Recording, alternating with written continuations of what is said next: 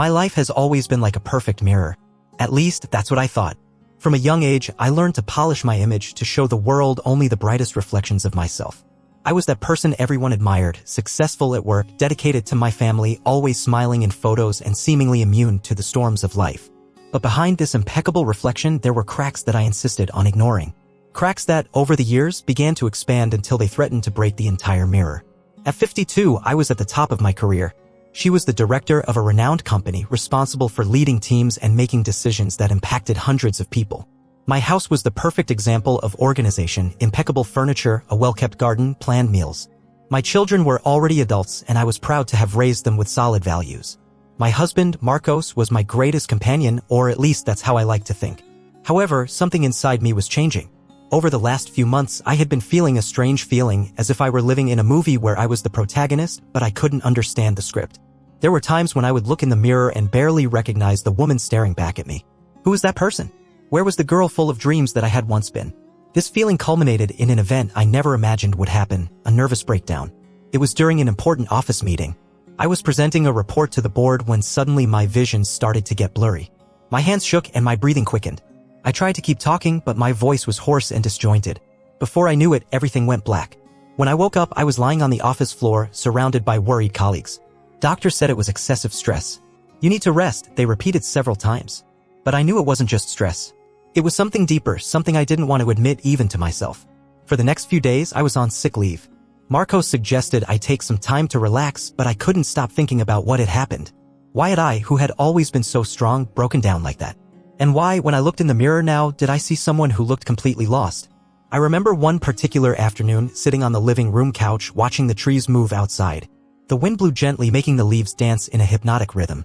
Despite the apparent calm, my heart felt heavy as if it were carrying an invisible weight. I started to question my own choices. Was I really happy?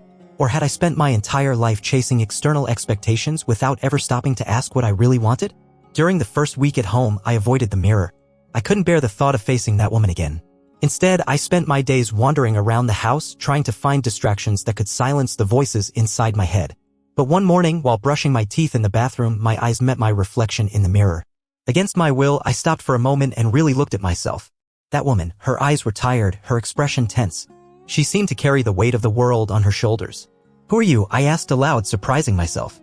That question echoed inside me like thunder. Who was I beyond the masks I wore? In addition to the title of director, the position of exemplary mother, devoted wife? Who was the real woman behind these roles? I began to remember times in my life when I had sacrificed my own needs to meet the expectations of others. I remembered the time I passed up an opportunity to study art because my parents thought it would be impractical. From when I accepted a marriage that, although it was good, had never made me feel fully fulfilled. When I put aside my passions to dedicate myself exclusively to my career and family. It was as if I had built my entire life based on a distorted reflection of who I should be rather than who I really am. It was then that I remembered something I had read years ago about Carl Jung. He said that we spend much of our lives wearing masks, our persona, to adapt to the world. But when we do this, we end up disconnecting from our true selves. The key to transformation, according to Jung, is confronting these masks and rediscovering who we are beneath them. I decided it was time to face my own persona. But how? How does one begin to dismantle years of social construction and self-deception? I sat down at the kitchen table with a cup of tea and started writing.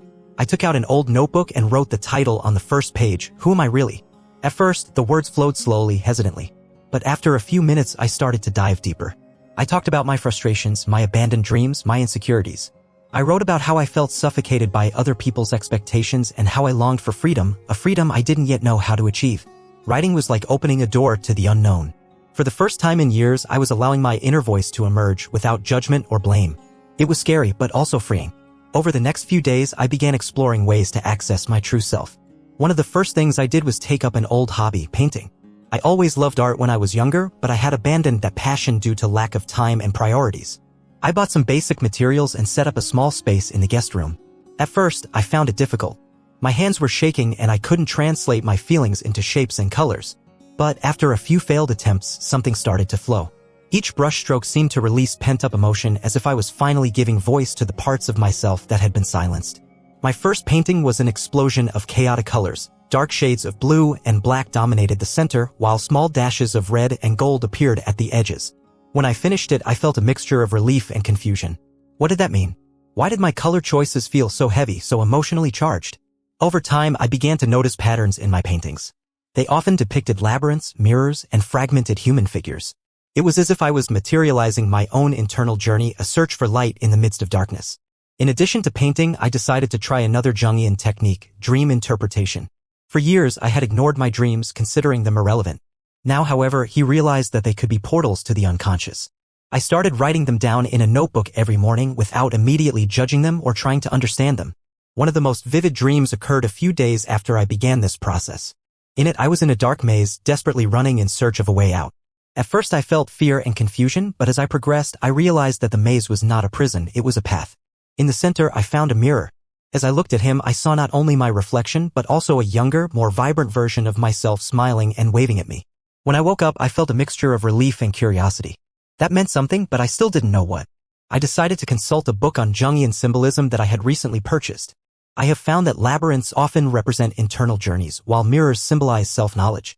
It was as if the dream was telling me that I needed to continue exploring my inner self to find my way out of my own emotional maze. I started interpreting my dreams more often, looking for connections between them and my waking life.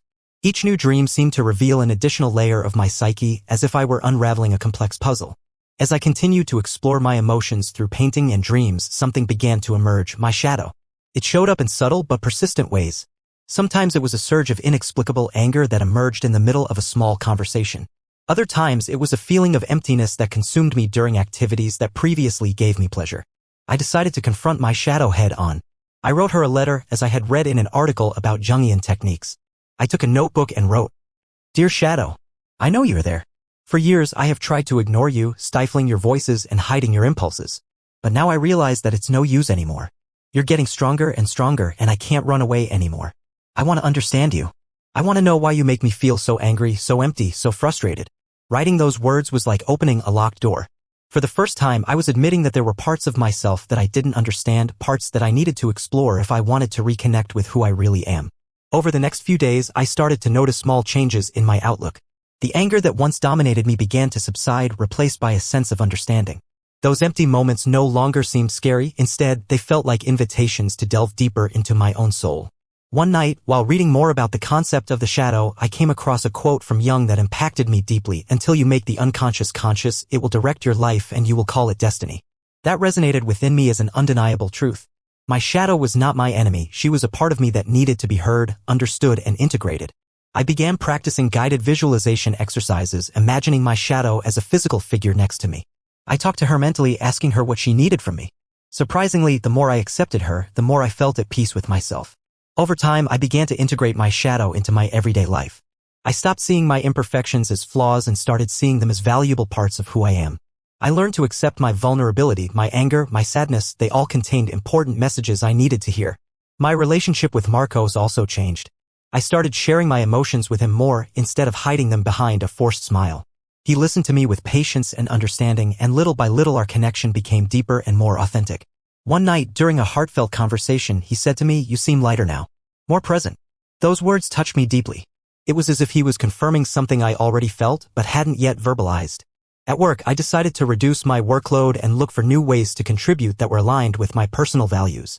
I abandoned the constant pressure for results and started focusing on projects that really inspired me. It was a gradual but significant change.